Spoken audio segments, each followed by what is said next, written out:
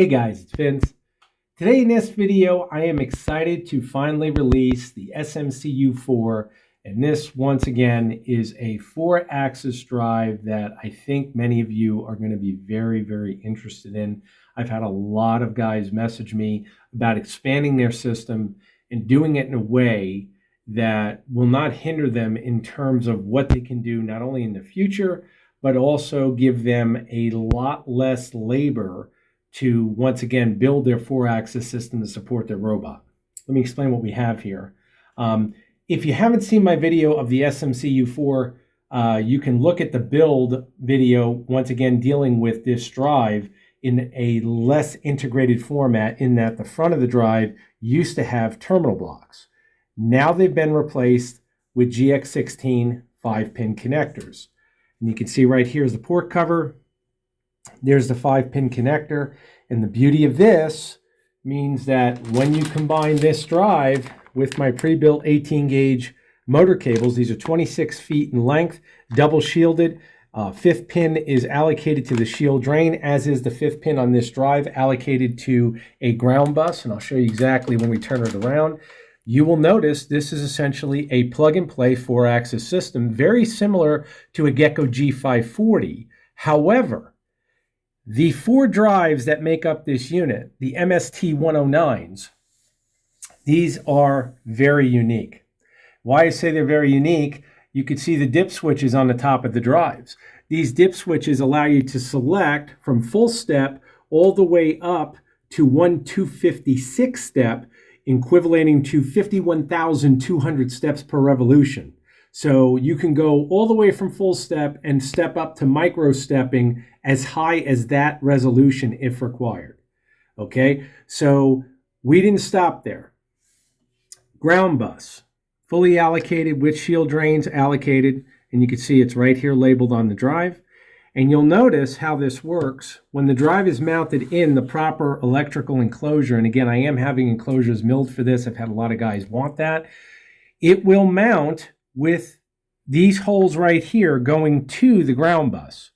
Now, what that means is when this ground bus makes conduction to the electrical enclosure it's mounted to, and you have your power supply mounted, and the power supply in best practice should also be grounded. When you plug in the lead for the ground coming from the IEC power port, you will find that through conduction of the enclosure, it will also ground the system, allowing conduction to the ground bus.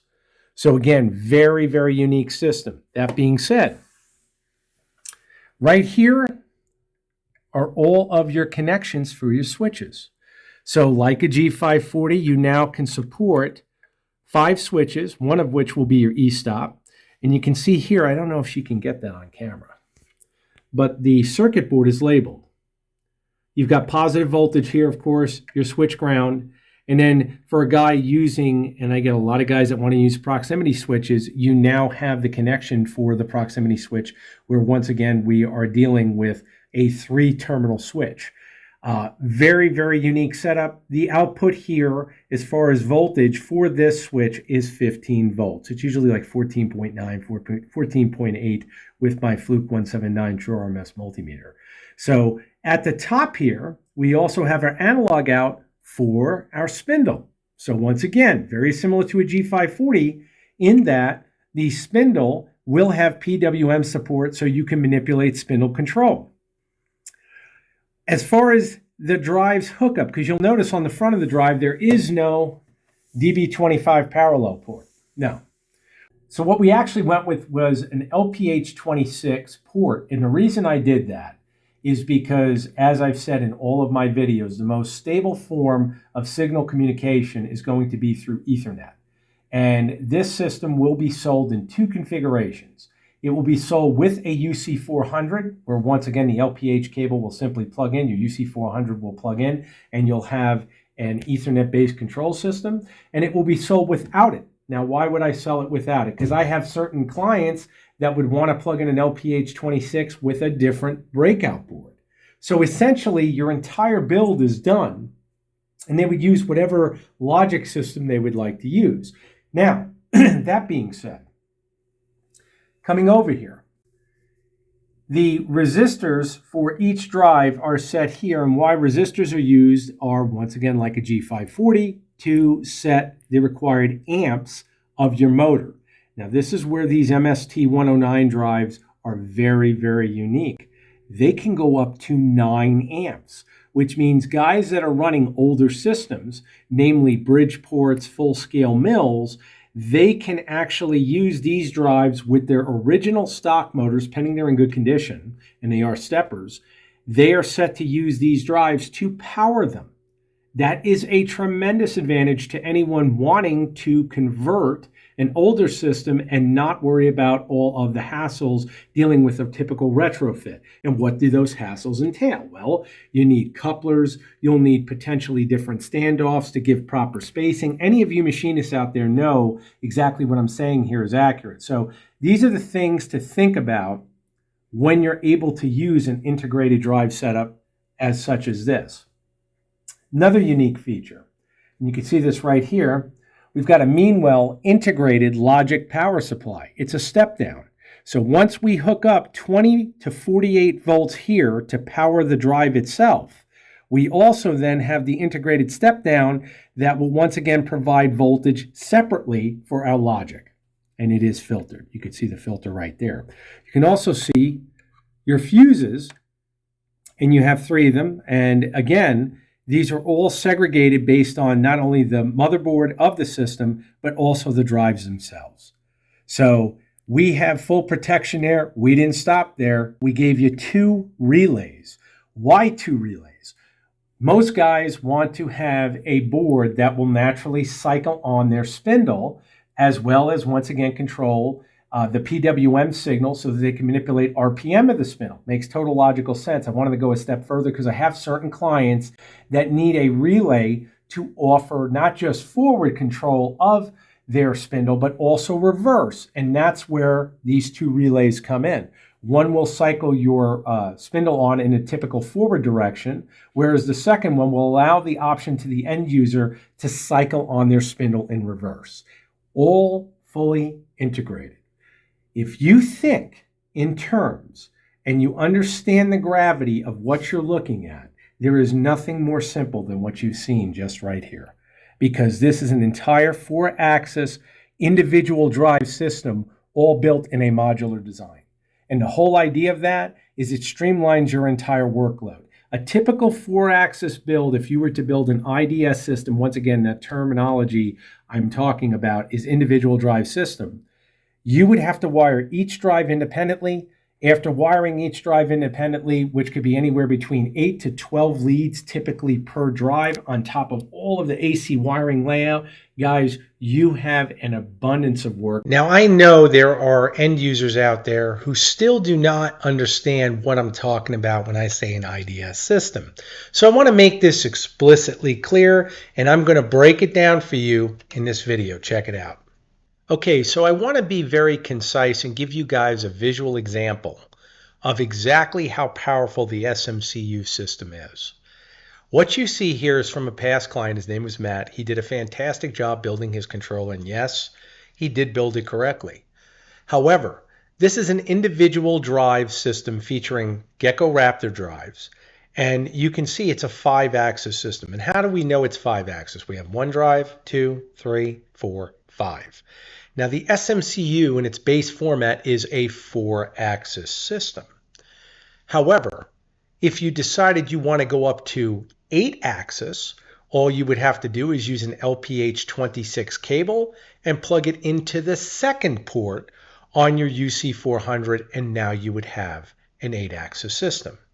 But to cover in clear gravity of exactly what you were replacing with an IDS system, also known as individual drive system, you see all of this wiring going to his breakout board, his controller, all of the filtering being done, all the splits being done, the ground bus, the terminal splitters, all of the GX16s. That is what you would be doing away with. Think of the amount of work you were talking about. Now, to be very clear, you would still have to mount a power supply to power the SMCU. as well as a step-down power supply to power the UC400 or whatever your selected breakout board / controller is to actually control the system with. But look at the amount of work you have saved. Now, to also clarify, a cooling option would, of course, require you to still mount the cooling fans. So let me restate exactly the amount of work you're saving visually. That means that, once again, you're going to mount two power supplies, one powering the SMCU, which would typically be 48 volts, and then after that, your step-down power supply to power the UC400, and that completes the installation of your power supplies. That means all these additional ones we see here would not be required. The cooling fans would be required, all the additional GX16s, all the additional wiring for all these drives, the wiring to the breakout board, the wiring to the splits, the wiring to the terminal splitter here being used to split the AC power in, would not be required along with the terminal splits here. That is a massive, truly massive amount of work. And anyone who understands, now you do, by looking at this visually, you understand not only how much money and time it's saving you, but on top of that, the Raptors offer a resolution of up to 51,200 steps per revolution, as does the SMCU system. So you have now the option to run micro stepping at the same resolution of a Raptor with the benefits of an integrated drive.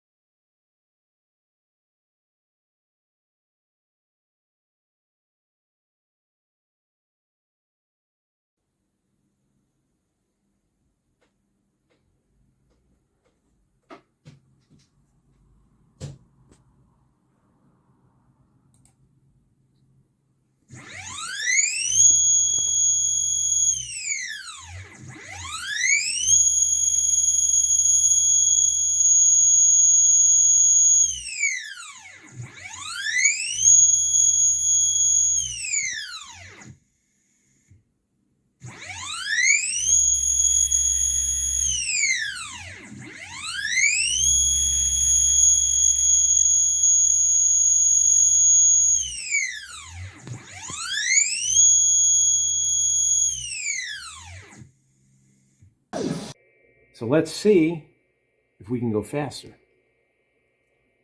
Config, motor tuning. Let's go 5,000 RPM. And you know and I know the odds of you being able to use, once again, I'm stating this so there is no confusion. I'm not using smoke and mirror games. The usable RPM will be usually much lower than 5,000 RPM. That being said, how much lower we don't know because it's not connected to your specific transmission. But either way, you have a huge gamut of what's totally available or what's considered available on a stepper motor, if this is even possible. Steps per left again at 10 times micro stepping or 2,000 steps. Acceleration still left at 35.25. We're going to save the axis settings now. We'll watch the bar graph. Look at that bar graph.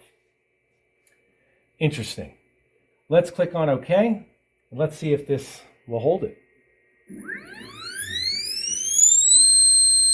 Definitely a difference in tone. Let's see if we hit it. And that's 4,999. Let's see if it'll go back. There it is. 4,999. Checking the inch per minute on the screen for Mach 3. Registers the same.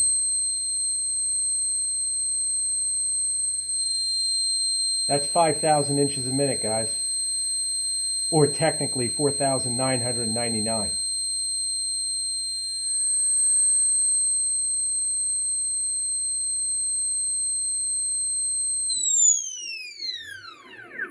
So let's do this. Let's see where the envelope is. I'm going to hit motor tuning again. Now, we're going to come over here, go 5,500. Once again, steps per 2,000. Once again, 10 times micro stepping. Acceleration, once again, still set at 35.25, going to 5,500, save axis. And you guys will notice I just saved the axis at 5,500 and it went down to 5,100. So, believe it or not, this is Mach 3's envelope. The software will not allow us to go any higher than 5,100 inches a minute. This is interesting. This will definitely be a record. I don't know of what world record, because technically I've never seen a stepper myself personally go this fast. Regardless of it being loaded or not, this is really impressive. I hope you guys appreciate what you're seeing, because if you go and do a search, even through Google, through most of the online research, steppers top out, we know, at about 3,000 RPM. Once again, whether this RPM is totally usable, that's negatable, but looking at this is amazing, because this motor in theory should be stalling well under this. Let's see what happens. Starting to jog, let's see if she holds it. I'll go to 0 this time because we're far away. Definitely hear a tone difference. 5,099. Let's see, it just logged. There it goes. 5,099 RPM. 5,100, 5,099 through Mach 3. Look at how fast it's covering that distance, guys.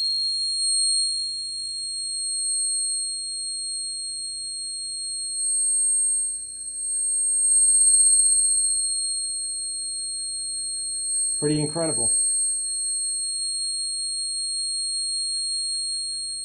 Something else to consider, and I cannot reiterate this point enough, this system is only calibrated at 50 volts. And it can go comfortably up to 60, and that's still under its top out at 65, which I don't see really being required. We're already topping out right now. And that's not topping out the motor, that's topping out the motion control software. So you've seen it live. No edits on this, you're seeing exactly what's achievable. Let's see if it hits dead nuts on going back to home.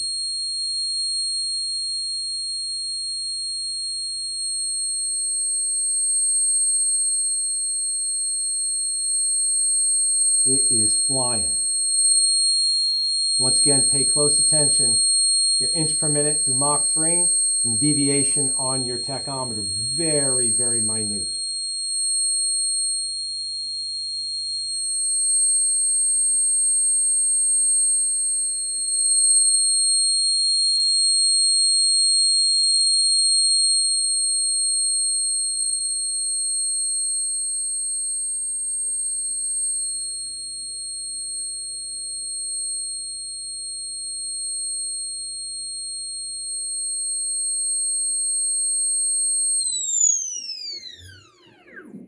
There you go.